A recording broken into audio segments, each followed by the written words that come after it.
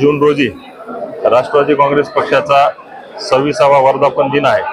त्या वर्धापन दिनाला पुणे येथे बालेवाडी येथे फार मोठ्या प्रमाणामध्ये वर्धापन दिन साजरा होणार आहे। त्या दृष्टीने परभणी जिल्ह्यातून जास्तीत जास्त कार्यकर्ते या वर्धापन दिनाच्या कार्यक्रमाला उपस्थित राहावे म्हणून आज संबंध जिल्हा व शहर यांच्या वतीने सर्व कार्यकर्त्यांची प्रमुख बैठक संवाद मेळावा आज या ठिकाणी झालेला आहे आणि सर्वांनी निर्धार केला की परभणी जिल्ह्यातून जास्तीत जास्त कार्यकर्ते या संवाद मेळाव्याला वर्धापन दिनाच्या निमित्ताने बालेवाडी पुणे येथे हजर राहणार आहे। की सप्टेंबर महिन्याच्या नंतर कधी पण स्थानिक स्वराज्य संस्थांची निवडणूक होऊ शकते।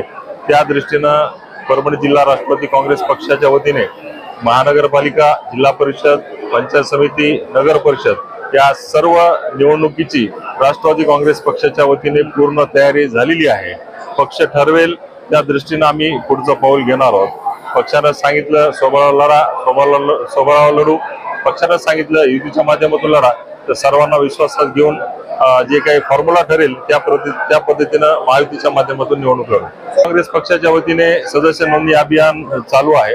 त्या दृष्टीनं परभणी जिल्ह्यामध्ये आम्ही 1,25,000 सदस्य नोंदणीचा आमचा संकल्प असणार आहे।